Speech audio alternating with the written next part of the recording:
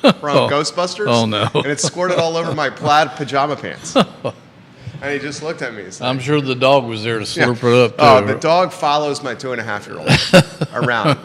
The dog's favorite human in the house is the 2.5-year-old. I'm sure. No, it's not even close. All right, Hootie's Twitter account, ladies and gentlemen, is blowing up right now. Viewers and listeners, we're going to get rocking and rolling. Judah Wickhauer, we can rock and roll when you're ready. If you could, check YouTube for us. Make sure we're live on YouTube. And do it when you're ready.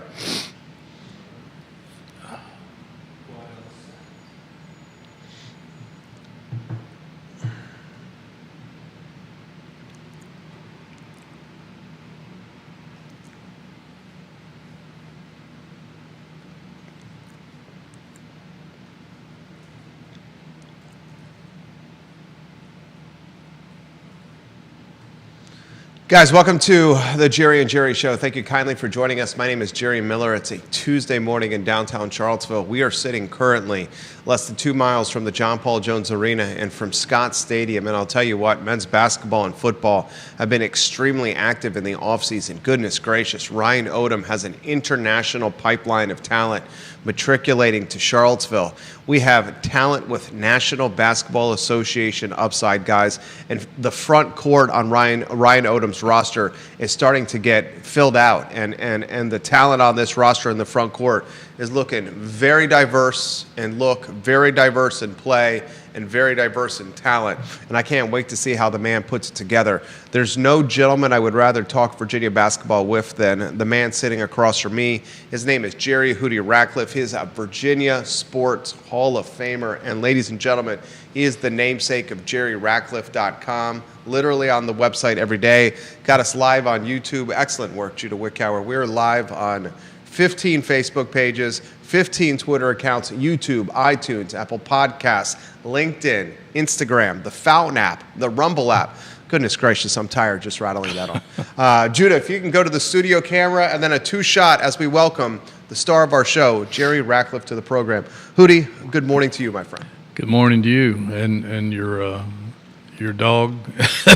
Max the German Shepherd. Max the German Shepherd. You have two dogs? I have two dogs. Yeah, we're down to one, Max the German Shepherd, and He loves our 2.5-year-old Hootie. I can imagine he's his favorite food source, right? It's absolutely. For some reason, I'd say 35% of the food goes from our 2.5-year-old's plate on the floor. I don't have a 2.5-year-old, so my dogs they hit on me pretty hard. They know I have a weak link, and I will share whatever I have with them. I get the impression Hootie Ratcliffe's dogs are very well taken care of. They are. They're pretty happy. Yeah, Hootie Ratcliffe loves dogs. Judah's a dog lover. I'm a dog lover. We are fortunate to have animals, especially dogs, in our lives, folks. My friend, we start the same way every time, scatter shooting with Hootie Ratcliffe. Well, I got a little bit of breaking news for you. It's more or less to shoot down some rumors that have been stirred up down in the southeast. It seems like it's a spring ritual that every year somebody from the SEC fires their baseball coach, or somebody retires, or like Paul Minardi did down in the LSU a few years ago. And automatically Brian Connor becomes the number one target of that school. So it's happened again. Mississippi State, rumors are flying out of Hattiesburg that they're going to come after Brian O'Connor. And I talked to O'Connor this morning. I had hoped to get him on the show today, but he had some conflicting appointments, couldn't do it. But talked to him about it, and he shot down those rumors like he always does. And so anybody that sees those rumors surfacing, not to worry. He's staying put. Brian O'Connor staying put in Charlottesville. That's fantastic news. And, it's a compliment to O'Connor that he's linked to these high-profile SEC jobs that have a war chest of money. Yeah. I mean, it seems like everybody's come after him. I know Florida has, LSU has. I think, was it last year, Texas A&M came after him, and a host of others. So Virginia should consider itself lucky that a guy that's that highly sought after is happy where he is. Happy where he is and loyal. extremely. And a time when loyalty is a few and far between in college athletics. Oh, there's almost no such thing anymore. A perfect example of that, we'll talk about this on the show. Duke Miles defects from Oklahoma about a month ago, commits to the University of Virginia. This is a point guard that's got some talent, some upside. Yeah. Commits to the University of Virginia, never steps foot on Thomas Jefferson's grounds, decommits from the University of Virginia after Duke Miles sees some of the backcourt talent that Ryan Odom brings to Charlottesville. Says, I'm leaving Charlottesville, linked to Texas A&M, commits to Texas A&M, and is now decommitted from Texas A&M and is looking for his fourth school in 1 month, ladies and gentlemen, Duke Miles. Yeah. I mean, in your wildest dreams, did you ever think you'd be reporting something like that? No. It's ruining the sport. If they don't get a grip on things, I don't know what's going to happen. Down at the Virginia Sports Hall of Fame banquet ceremonies, induction ceremonies, a little over a week ago, I was talking to Bob Rathman, former ACC basketball play-by-play guy and play-by-play guy for the Atlanta Hawks, and he was just shaking his head in disbelief about what's happened. And I talked to several other journalists and some other sports figures down there, and they couldn't believe it either. I mean, these guys have played in the NFL and the NBA, and they were just scratching their head over what's transpired in the past 2 years. And I mean, they all agreed it's unsustainable, and if somebody doesn't get a grip on things pretty soon, this thing could go sideways. Cliff Daisy watching the program. Greetings again, he says, from the eastern shore of Virginia. Yeah, I found out he's over there where all the ponies are. I guess he's a little south of where all the ponies are, Chincoteague, but he's no, I think he's north of that. I'm not sure. He says on YouTube, greetings again from Eastern Shore of Virginia. Glad to be watching today after listening from the road last Tuesday. Cliff, we love when you watch the program. Yeah. And if you have a question for the Virginia Sports Hall of Famer, Jerry Hootie Ratcliffe, put it in the feed and I will relay that question live on air. There's so much to cover, including a statue for Dawn Staley at South Carolina. Why there's no statue for Dawn Staley in Charlottesville, I don't know. I'm going to ask Hootie Ratcliffe that question. Jason Williford lands a job at Ed Cooley's Georgetown Hoyas. We'll talk about that. So now we got Isaiah Wilkins at Cal, Kyle Guy in Las Vegas. Mm-hmm. We got Reno. What's that? Reno. Right, in Reno. Yeah. That's right, in Reno. Thank you. We got Williford in Georgetown. Ron Sanchez and Chase Coleman, I would love to see land an opportunity. Yeah. It would be nice. It would be nice to see them all land somewhere. We want what's the best for everybody. We'll talk about that. Of course, we're going to talk Duke Miles. The nugget that really struck me from Hootie's scatter shooting column on JerryRatcliffe.com was the second to last golden nugget. Boogie Flan, the 5-star Arkansas freshman, if he chooses to return to college basketball, the chitter chatter and scuttlebutt, $7 million. That's insane. It is insane. Like, why leave college? Yeah, I mean, he's probably not going to make that money in the NBA. Right. At least not this year. Not as a rookie, I wouldn't think. But, I mean, it's just more of what we were talking about moments ago about the insanity that hits college sports and is ruining the game. And I still think that the next step is so many fans are going to get turned off. They're going to stop coming to games, and because they don't know who's going to be on the roster.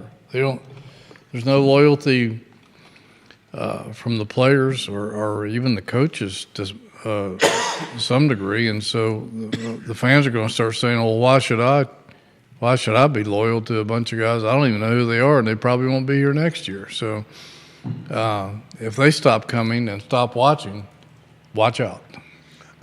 Put in perspective the report on Boogie Flan and $7 million, Arkansas and Florida. Give us a little more perspective there. Well, I mean, it's just where we are right now, and that's not a number that was just thrown out, that's evaluation from some of the experts in the NIL field, and a couple of college basketball experts have confirmed that number is insane as it sounds, is pretty accurate. So I just can't fathom that being the case, but it's the reality we're dealing with today. So I mean, if we got $7 million bucks for a 5-star, a guy like Isaac McNeely with Louisville, I mean, $2 million's very realistic. It got him cheap. I mean, $2 million might be below market. Yeah. Which is insane. Of course, we don't know the we don't know the number accurate either. Right. He might be making more than that for all we know. But that's the scuttlebutt. And it's funny. I mean, I was reading that some basketball programs, some basketball programs are going to be putting together $20 million rosters, or already have, and some football rosters are going to be upwards of 20, 30. Somebody even said possibly $40 million, like Ohio State, Texas, and some of those schools that have unlimited NIL money. I mean, where's this going? Where is this going? Trump, does Trump get involved? There's talk about that right now. But we got to get to Odom. Everyone's got questions right now about Ryan Odom. And I'll tell you what, it seems to have this European pipeline where talent's coming from across the pond to Charlottesville. Goodness gracious, Hootie, this talent is got upside here. It truly does. I mean, the two latest European big men are look like they're projected to be second-round NBA draft choices, but they're choosing to come to college instead. Johan, we think it's Grunlow. I'm not sure about that. My German's not up there, but your German's better than mine. But anyway,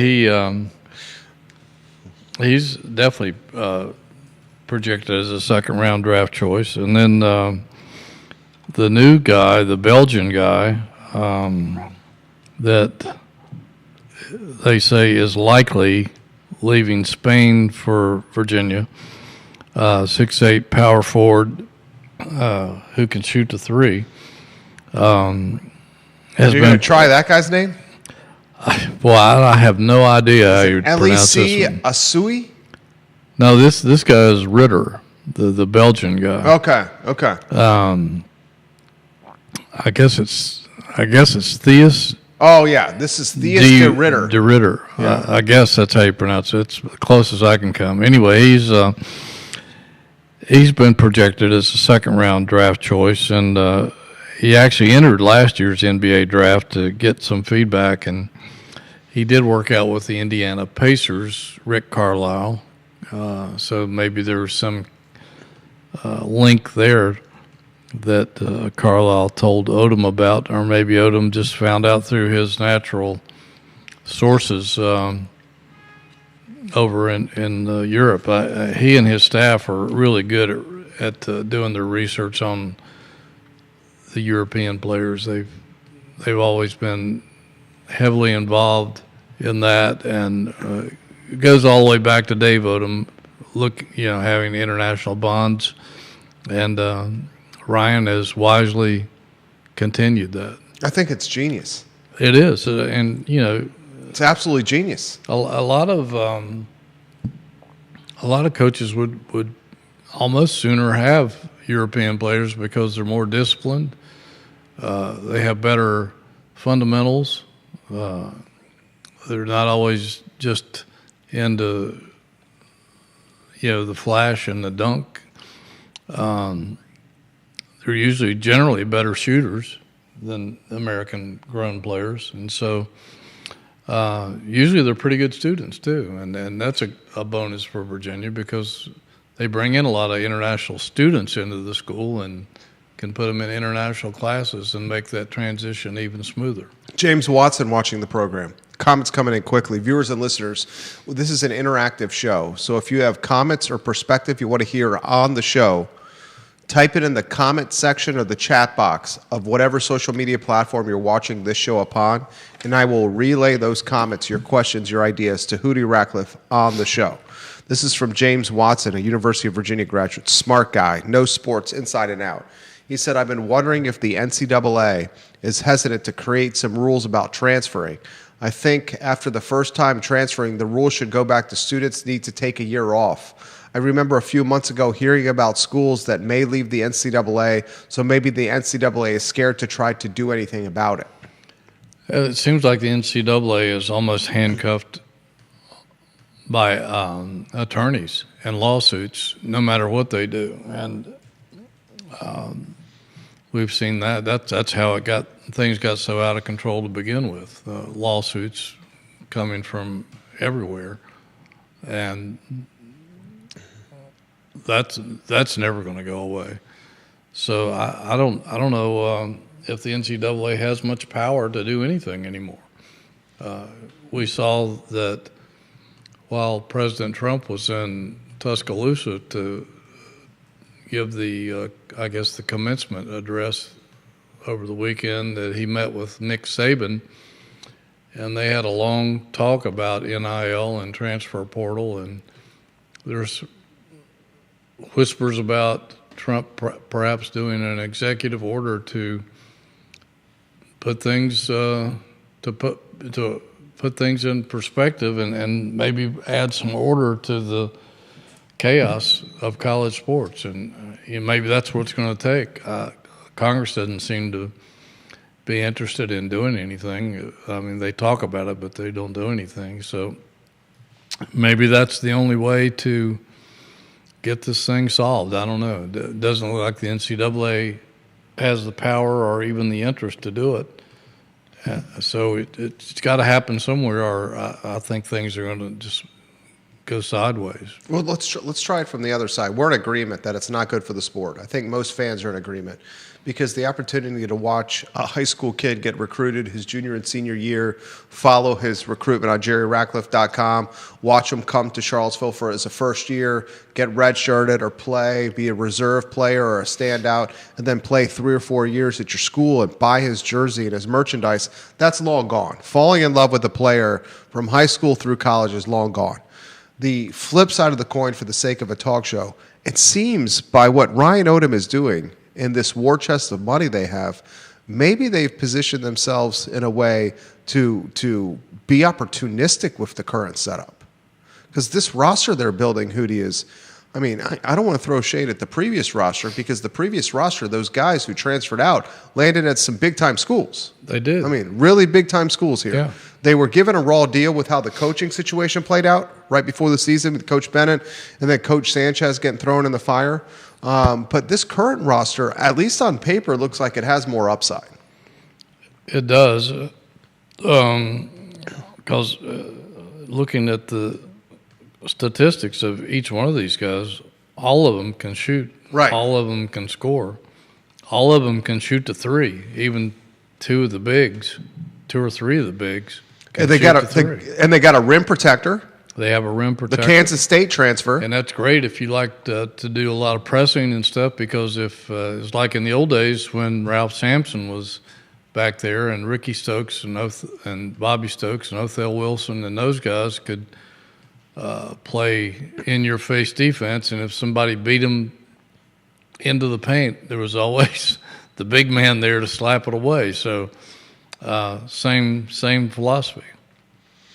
Do we think this program is as set up to be opportunistic in this NIL world as any that's out there right now? Well, it's hard to say, because you hear the various rumors and stories coming out of certain places that people have $20 million rosters. We don't know. We've been told that Virginia is right up there with the best in the top in the ACC, which would be Duke, Carolina, Louisville, and they're all supposedly around that 20 million number. So I don't know if Virginia's that high or not, but we've heard whispers that they might be. If they're not, that they're probably close. But apparently they have enough to go after who they want and usually land them. They haven't failed on too many guys, and I think some of the guys they've missed on probably couldn't get through admissions. Right. And this Duke Miles kid who committed to Virginia, decommitted, committed to Texas A&M, decommitted, and is now looking for a fourth school, with that track record, probably not the best fit anyway. Not a guy that you kind of want hanging around here. It would be hard to think that he's reliable in a clutch if he's going to be that kind of guy. Exactly. Comments are coming in quickly here, Hootie. Let's go to Randy O'Neill watching the program. Can you ask Hootie what this NIL situation is doing to high school sports and recruiting?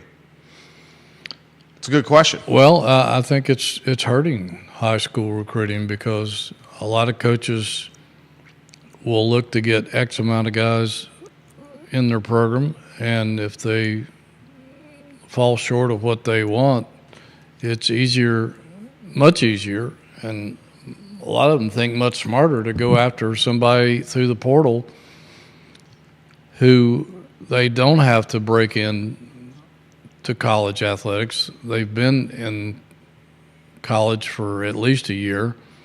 They are used to being away from home.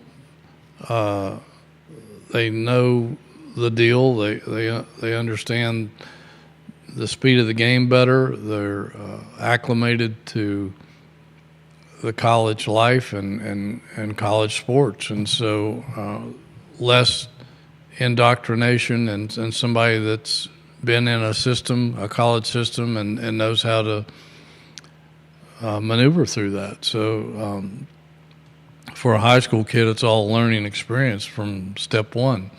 And so, yeah, I think it is hurting high school athletics, and I think if it continues, it's going to get even worse because some coaches are not even going to look that hard at some of the borderline high school kids. They're going to go after the 4 stars and 5 stars, some of the 3 stars, and anybody less than that may get overlooked completely. Cliff's put this in perfect perspective on the Eastern Shore. The appearance right now is that NIL athletes have all the benefits with none of the downsides of contractual obligations. At what points do universities step up with legal action to push back? That's a great question. I mean, you got athletes that are going to programs, football and basketball, collecting big upfront NIL money, and then saying to the program and the institution and the university, I'm leaving to go collect more NIL money elsewhere. Yeah, or give me a raise. Yeah. Yeah, and that's the difference right now between pro sports and college sports. Pro sports have some structure to it, believe it or not, and college doesn't. Professional athletes have to sign a multi-year contract, and they have to be obligated to that. College athletes don't have to. They're not bound by anything. And so that's another phase of it that they're going to have to get under control, or the chaos is only going to get worse. So every week we see something new that we never imagined would happen, and it just continues on, and it's just insanity. This is a great comment that's come in. Let's say a school like UVA or Wake Forest has 2 bad football seasons in a row. If some of the money they are using to pay the players is coming from donations, how can they sustain paying players big salaries if people stop donating money and fans stop coming and buying merchandise and tickets and concessions? It seems like the only guaranteed revenue for these programs will be TV money, particularly with programs that are in the middle tier of performance. Well, there's some truth to that, of course, and I think the key there is if people just lose interest and don't feel like that they can have a link to their team anymore. That's the problem right there. Yeah. It's because when Virginia was struggling this past year, we still had the bond Virginia fans did with like an Isaac McNeely. Yeah. Virginia. They knew he was a good kid. Right. They've watched him grow. Yeah. They've pulled for him. They've watched his struggles. They've watched his success. They had feelings for him. If people are staying for a year and leaving, they're apathetic to attachment. Right. If they're There's no apathetic to attachment. player attachment, Yeah. then the affinity or the loyalty to the program is going to dissipate quickly if the team struggles. Oh, absolutely. And that's why you can maybe make an argument, folks, that the coaching profession and football and basketball in particular has more pressure now than ever before. And compounding that stress and pressure is the seat licensing model that Virginia is going to roll out for basketball in a couple years, where they're going to ask the most loyal fans possible, if you want to keep the seats, you're going to have to pony up tens of thousands of dollars in licensing fees and donations to the school to keep your seats. Yeah. So this is real pressure here for Ryan Odom. It is, and college sports needs a hero. Somebody needs to come in and put their foot down and solve this problem. And some people think that it's going to happen. They just don't know when and how, but that it will happen, that there will be a cap put on all this stuff, and there will be a limit on transfers.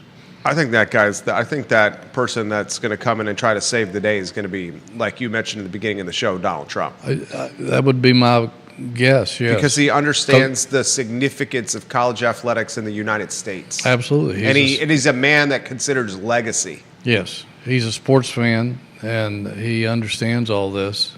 And I'm sure that Saban gave him a lot of insight during their conversation.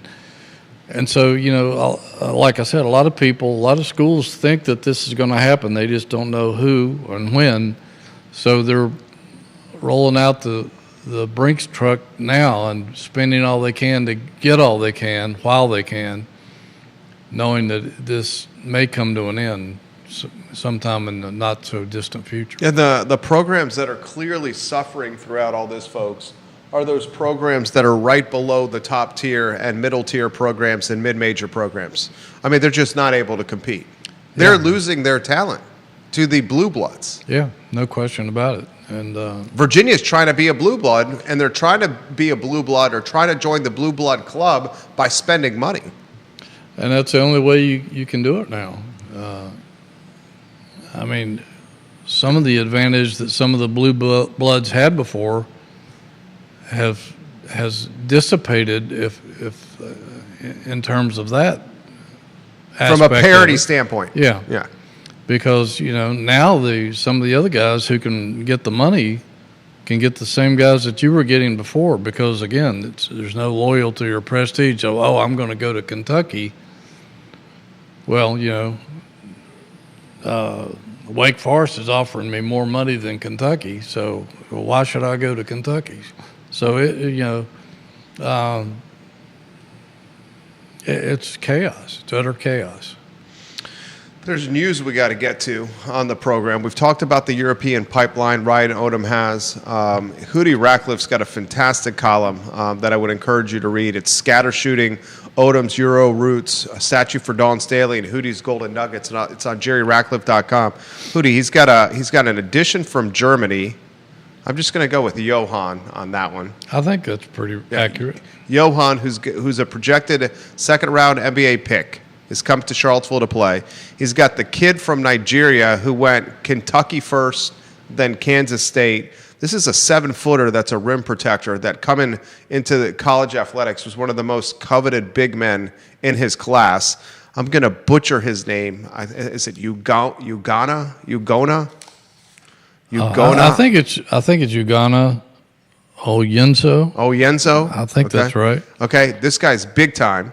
You got 267 pounds or 247 pounds, 7 foot. Martin, is it Carreri of France? I think it's Carrera. Okay, look, man, this guy's a Renaissance man. He's a linguist over here. I wouldn't go that far. Yeah, the kid that went VCU to Charlottesville, right? He's from France. Yes. Now you got what? The Belgian, is it Thies de Ritter?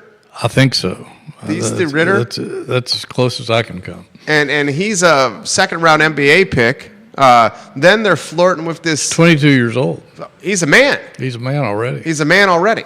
they're flirting with this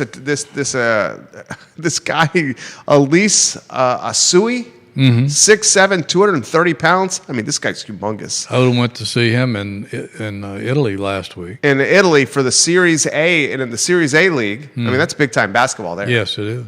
He's 19. I mean, this is the United Nations right here. And then he's got old Chance Mallory from St. Anne's Belfield Academy in Charlottesville. Chance is going to have to brush up on his some of his European lingo. The point guard for the University of Virginia here, the coveted point guard, better major in foreign language at UVA to get the plays to this roster of international talent. Hootie jokes in his column. I legitimately laughed out loud when I read this morning that John Freeman, the Virginia play-by-play man, is going to earn his paycheck at the beginning of the season, having to call all these guys out on the Virginia radio broadcast. But we've talked that pipeline. I think an important item that needs to get out on the show, and you covered it, is Williford landing at Georgetown with Ed Cooley. Very happy to see love Williford. Jay Willie get a good job and somewhere that he's needed. And he's not that far away from close. He's a Richmond guy and not that far down the road from Georgetown. And apparently he took the place of a guy who left to join the new Indiana staff, and I think Ed Cooley felt like that Jason's strong connections to the AAU and high school circles in Virginia, Maryland, D.C.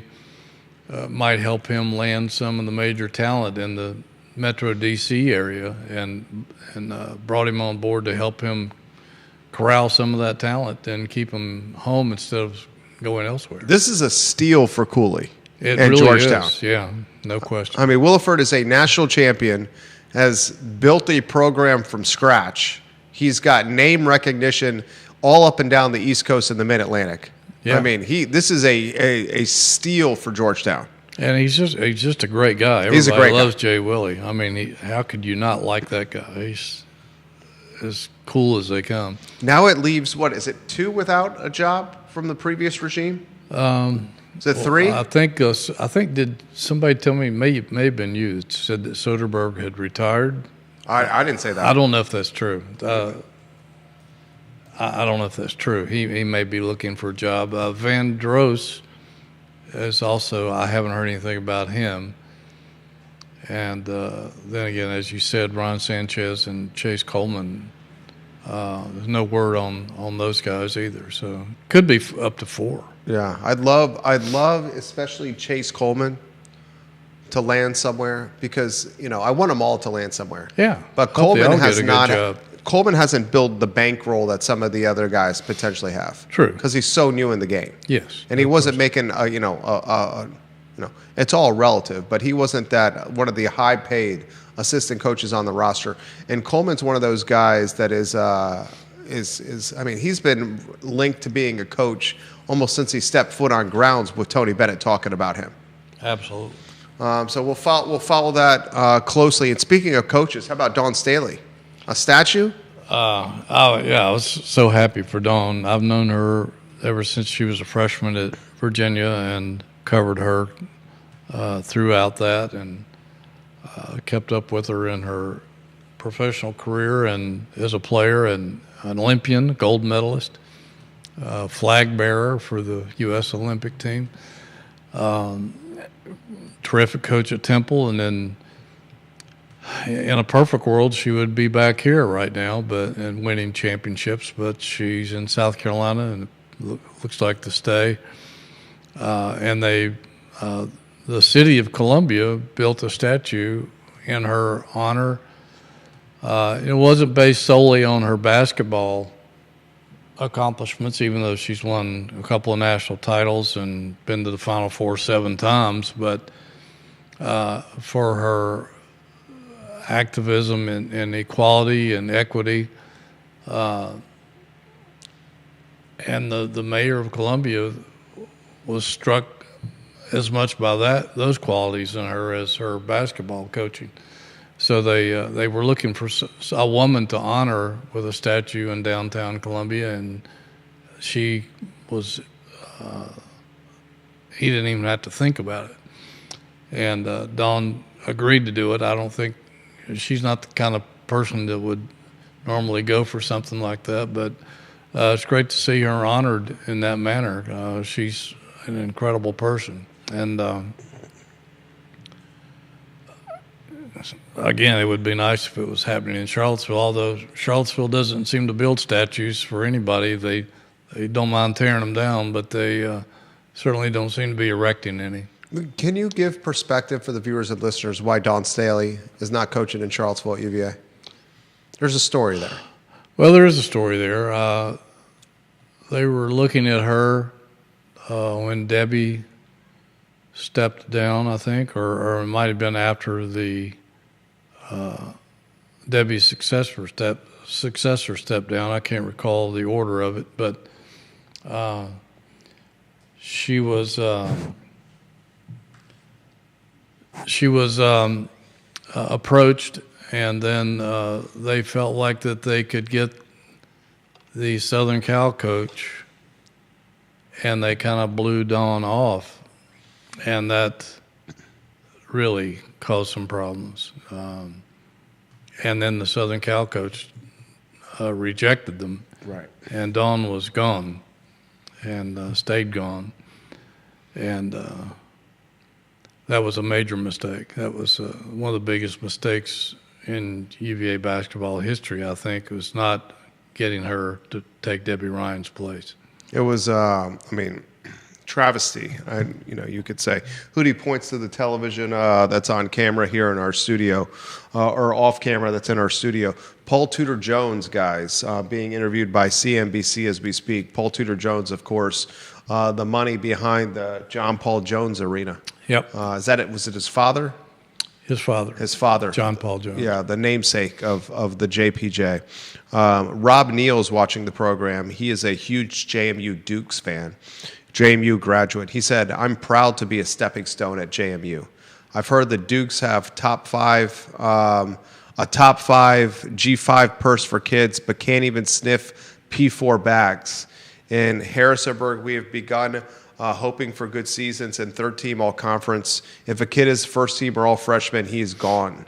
So he's basically talking about how JMU, like a lot of these mid-major programs, are just basically a breeding ground or a farm system for the major programs, college athletics. It's almost like this. It's like the Division IIs or the lower majors or the lower tiered schools in Division I are almost like minor league baseball, like single A, double A. And then they go from single A to double A to your majors in college sports, which would be your blue bloods. That's probably like, say, a triple A level. Interestingly, the triple A level in some cases is paying more money to players than the big team, the big level, the NBA. So it's this farm system that's playing out, and the unfortunate aspect of the farm system, it's just the lower tiers that are getting hurt the most. This comment's come in here for Hootie. This one's from Georgia. Who was the directing regime, the athletic director regime that treated Dawn Staley like that? Mr. Ratcliffe, Hootie Ratcliffe.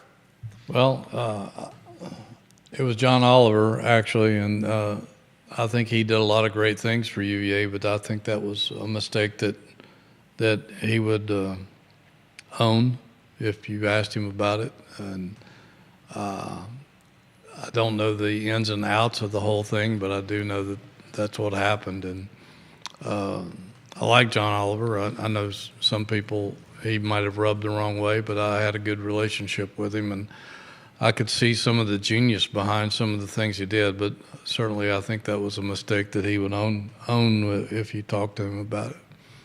And he was associate AD at the time. He was the good cop, bad cop to Craig Littlepage. And he was highly responsible for bringing Tony Bennett here. I mean, in a lot of ways was... And Bronco Mendenhall. The day-to-day ops guy of the athletic department. Yeah. I mean, he was Craig's right-hand man, and... not to throw shade on Craig, because Craig had a lot to do with that too, but John did a lot of the legwork. Yeah. Absolutely. John Oliver did a lot of good things for Virginia guys, athletic department. Comments continue to come in here. And Rob Neal, your comments on deck. This is an interesting one that's come in. Does Hootie expect the pipeline of international players to be the way that Ryan Odom builds the program? And then the follow-up to that comment is, it's hard to root for a college program in Charlottesville when the players are on the roster are difficult for you guys to pronounce. Well, that's true, but it's not like the first time that they've had international players here. Tony Bennett had guys from Australia, New Zealand. Jack Salt, Mamadi Diakite, Lars Mikalauskas. They had the guy from Italy. What was his name? The Jack guy that didn't have the best hands that transferred to the Cafaro. Cafaro? Well, yeah, he was Argentine, I think. But then there was another guy, a guard. Tane Murray's international as well. Yeah, a guard from Italy.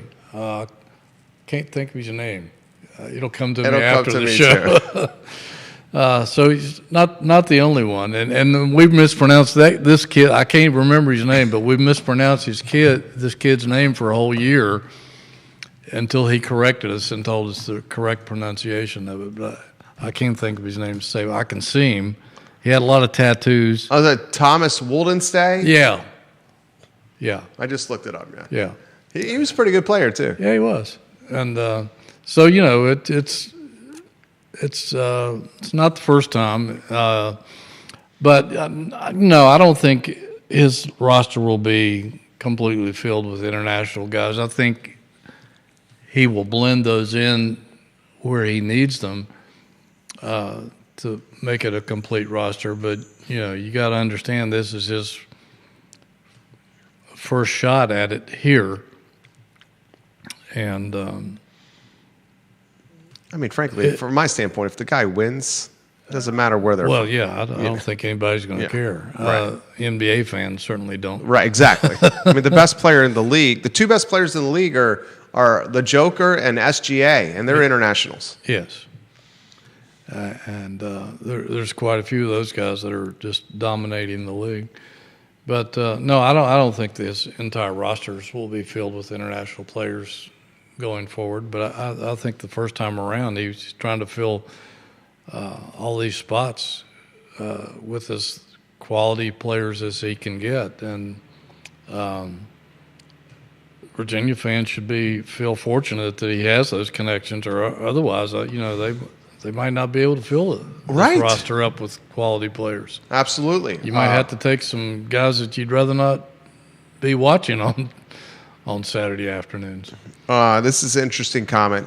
This is from Rob. He says, the Big East not worrying about the football programs and football money, that's a strong business model, putting everything into basketball. Well, and where else are they going to put it? For most of them. I mean, UConn has a football program. Yeah. St. John's doesn't have a football program. No, nor does Marquette or... Does Xavier have a football program? I don't think so. Creighton... I couldn't even tell you if Creighton has a football. I don't think Creighton does.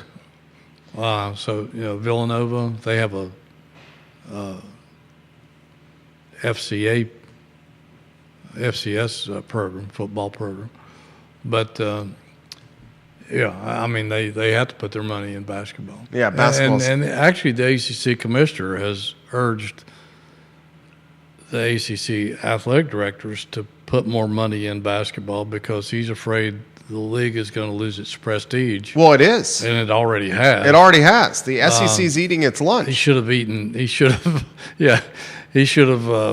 thought of that beforehand instead of after as a reaction. Right. It was always a basketball league first. Yes, always. And then it got a little punch drunk with some of its success and thought it could be a football conference. Yeah. I mean, it's never been that way. No, and probably never will be, considering that they're going up against the SEC and Big 12, and Big 10, and we know who rules the roost in that. Absolutely. Comments continue to come in here. You guys were talking about, this is a good one, you guys were talking about the $7 million that the kid from Arkansas was going to command. When are we going to find out the money that these current players are earning? Maybe never. Never, wow. Because they don't have to. And There might be some secret way of doing it through getting tax forms. I don't know if you can do that or not, because the money is coming into collectives.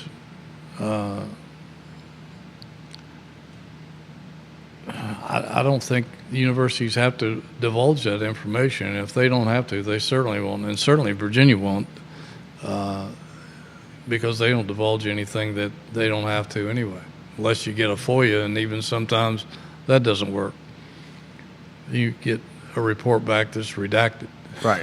Yeah. And that's a reference, guys, to the investigation of the 3 murdered Virginia football players, where the parents of the fallen football players were given an investigation report that was all redacted.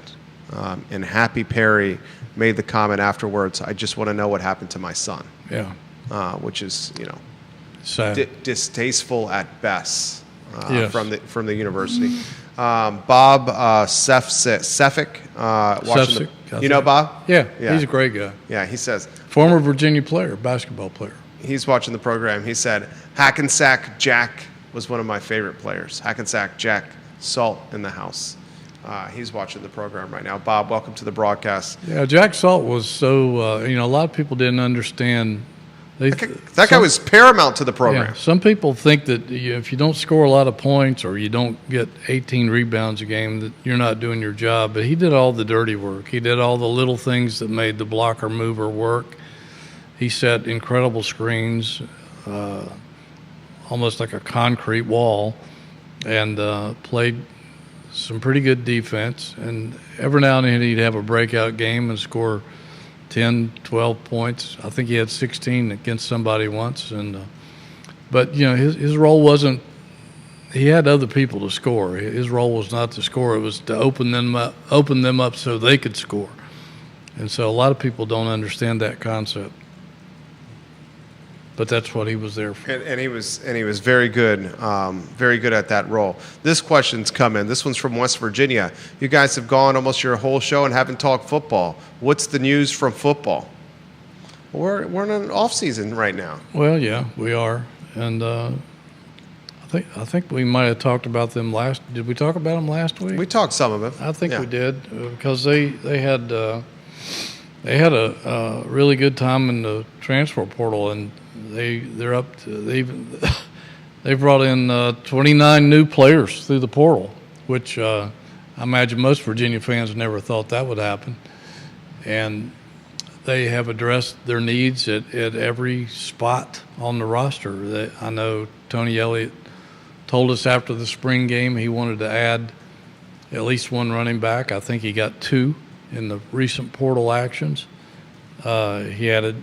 He wanted to boost his secondary. I think he brought in 3 or 4 defensive backs. He brought in a couple more offensive linemen. So that's one of the things that Virginia has struggled with for years, is having playable depth, and particularly on the offensive line, where how many times have we seen and how many times have I written in the past few years where one tackle or one guard goes down and The whole thing falls apart. they have to shuffle guys to different spots and hope that they hold out. Players are playing injured because there's nobody behind them that they can trust.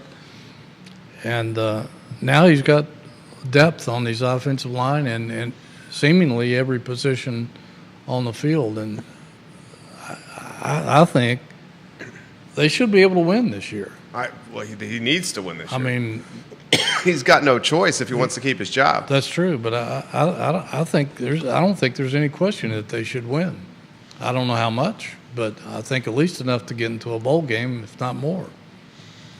They should be able to win. They've got plenty of players, plenty of talent. I certainly hope so. Jeremy Wilson watching the program in Cokesville, Tennessee. He agrees with Hootie. Jack Salt was an absolute beast he puts in the feed. I mean, we talked about this last week on the Jerry and Jerry show. We said that if the guy doesn't win, doesn't make a bowl game, if the team doesn't make a bowl, and maybe has to beat Virginia Tech, that the leash would be very short from a job security standpoint. Or at least have a winning season and be competitive against Virginia Tech. I mean, they haven't even been competitive lately, so they've got to narrow that gap. And Virginia Tech hasn't really even been that good of late. Not really. And they're still dominating UVA. Yeah. I mean, it's domination happening when the Hokies aren't contending for championships. I mean, they are struggling. They have a coach that's on the hot seat in Blacksburg as well. So, this is the year. You got the quarterback play, you got the offensive line play, you got talent in the backfield, you got talent on the roster. The key with Tony Elliott's team is, can he assimilate all these new faces quick and get them on the same page to win ball games? That's going to be the coaching staff's biggest challenge, I think, is getting these guys cohesive. And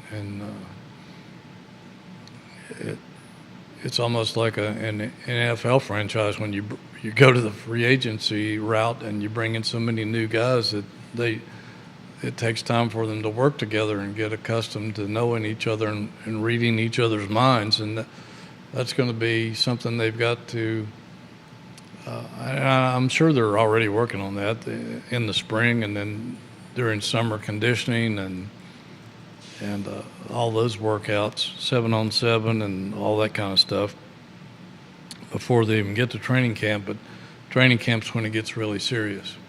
Bob says, thank you, Hootie, for the kind words.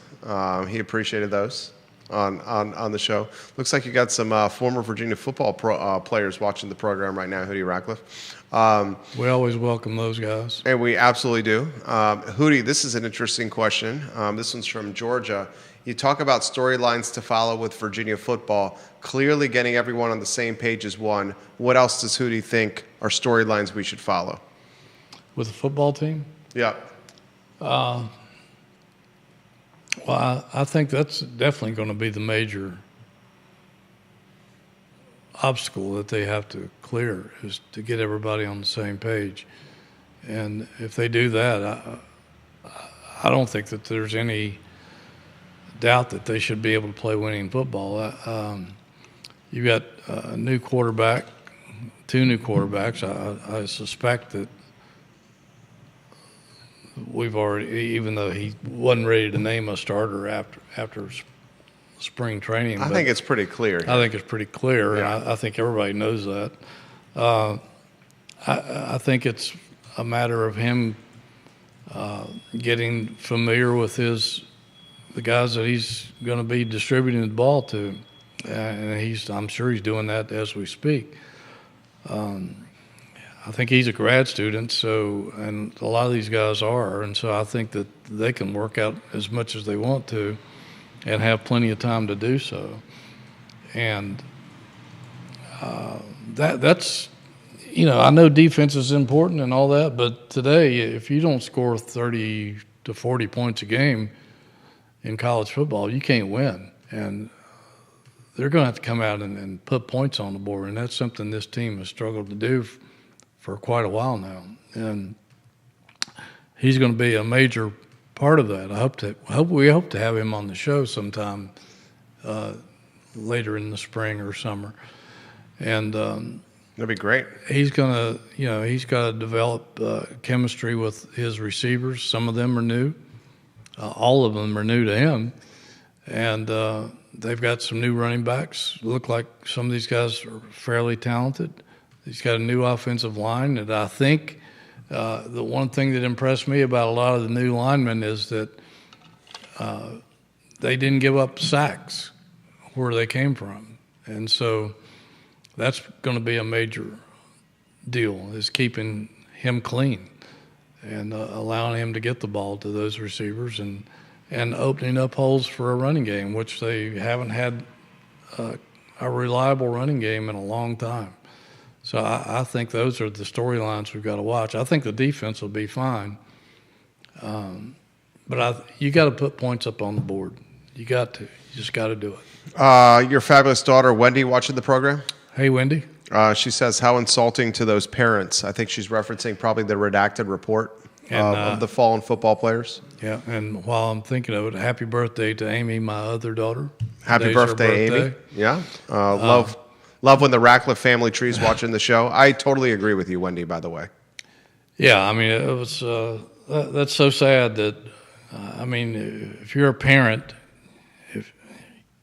first of all, I can't imagine losing a child and the horror that goes with that, but because it never leaves you, and to have one leave you in that fashion and not get a complete explanation of what happened that caused it and everything, all the circumstances surrounding it, it's got to be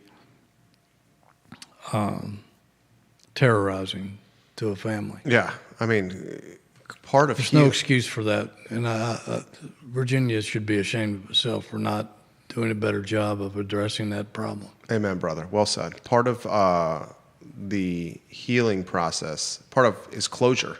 Yes. And how do you get closure if you're the parents if you don't know what really happened? I mean, you're just going to have this lingering what happened thought with your child. I mean, I just can't even imagine what it's like to be in that situation. And that's all being done by the University of Virginia to limit as much legal exposure from lawsuit as possible. Yeah. Which is just... I don't know who the ultimate buck stopper is there. I think I know. But whoever it is, they should be I mean, that's the ashamed. type of stuff that keeps you up, should be keeping you up at night. It should be. Yeah. I mean, that's the type of stuff that's pinned to your character for life. Yes. Hootie, Winnie, I completely agree with you and Hootie. My friend, what's in the hopper at jerryratcliffe.com? I mean, goodness gracious, that hopper's got to be full. It's always full, and I would like to encourage Virginia fans to come out and support the men's and women's tennis team this weekend. They were playing big-time NCAA matches Friday and Saturday. I think the women play Tennessee, on Friday afternoon, and I think Saturday the men play, I'll look it up here. Yeah. But we're talking, it's at the Boar's Head, guys. Yeah, it's at the Boar's Head, the new court, the nice new court. Beautiful. Yeah, it's a beautiful tennis facility. And fans make a difference in those tennis matches. I've covered a lot of them. I've covered a lot of national championships in tennis all over the country. And believe me, fan support in tennis can be just as important as basketball and football. And if Virginia has a huge crowd there, I've been down at Georgia when Georgia didn't have, for the national championships, when Georgia didn't have the best teams, but they ended up winning the championship because they had intimidating fan support. Was that the John Isner years? That and before that. And one of the most incredible things I've ever seen in my career was covering Isner versus Somdev Devarman. Yeah. Little Somdev. Yeah. I love Somdev Devarman. Isner's like 6'8". Taller than that. Maybe He's almost 7 foot. Is he? Yeah. Okay. And then you get the racket I in know his he's hand. a huge guy, and Yeah. his serve is rocket-like. Yeah. One of the fastest serves in the world in college. Yeah, and Somdev was sitting there in the singles championship fighting off everything this guy threw at him. He was like a human backboard. Yep. And it took so much guts for him to win that match in a major upset. But believe me, attendance and active support of those tennis teams can make a big difference and send them off to the national championships down the road. The men have Arizona on Arizona, Saturday. that's right. At 1 o'clock in I the think they're Super 10th Regional. ranked Arizona. That's right. They're 10th ranked. Well done, Hootie. Number 10 in the country, Arizona. Virginia's 4 on the men's side. Super Regional, 1 o'clock in Charlottesville. The women, I'm going to go to their schedule here. The women, ladies and gentlemen, have, Hootie's right, Tennessee. Number 10, Tennessee. So 2 10th ranked teams here. That's 4 o'clock on Friday in Charlottesville. And the women are 7 in the nation. God, what abundance of riches. And golf is still alive, isn't it? Oh, absolutely, they're alive. They just won their first ever ACC championship. I'm so happy for Bowen Sargent. That's something that I've gotten to know Bowen pretty well over the years, and that's something that has driven him so hard all these years to build a team that could win it. He's come so close, and he's had individual champions, but they couldn't get the team championship, and they finally got over that hurdle, and they'll be going to the big one. I guess it's the top 16 teams in the country shooting it out for the championship, and they've done pretty well in that the last couple of years. And this is probably the deepest team he's ever had. I mean, they won that championship without Ben James, their number one player, having his best weekend of golf. And it just shows how deep that team is. So salute to him for building that kind of team. Absolutely. Football and basketball command our attention, but the tennis programs and these golf programs, guys, could host national championship trophies in about a month. Think about that, folks. We'll follow it very, very closely. Michael Murphy, the Coach O'Connor Mississippi State News, Hootie Ratcliffe broke in the beginning of the show. He spoke to Coach O'Connor, and Coach O'Connor's not going anywhere. Jerry Ratcliffe spoke to Brian O'Connor on the phone prior to the program, so he's staying here in Charlottesville. Jerry Ratcliffe, the star of the show, his website's called jerryratcliffe.com. I'm on it every day, a couple times a day, and I follow him on Twitter as well. I encourage you guys to do the same. Judah Wickhauer's behind the camera. He's the magic man. If you saw Judah Wickhauer, you would see a desktop Apple computer in front of him, a laptop in front of him, a soundboard in front of him, a microphone, 8 cameras, about 10 power cords. I don't know even what that doohickey's called, but I'm pretty sure it's not called a doohickey. It's not a doohickey. It's not a doohickey. It's a super doohickey. It's some kind of super doohickey over here. Hootie and I have the easy jobs. We sit here and we talk about the stuff that we like to talk about. He's the man that makes it all work. That's absolutely true. Judah Wickhauer, ladies and gentlemen. My name is Jerry Miller, and the I Love CVille show is up at 12:30 p.m. So long, everybody.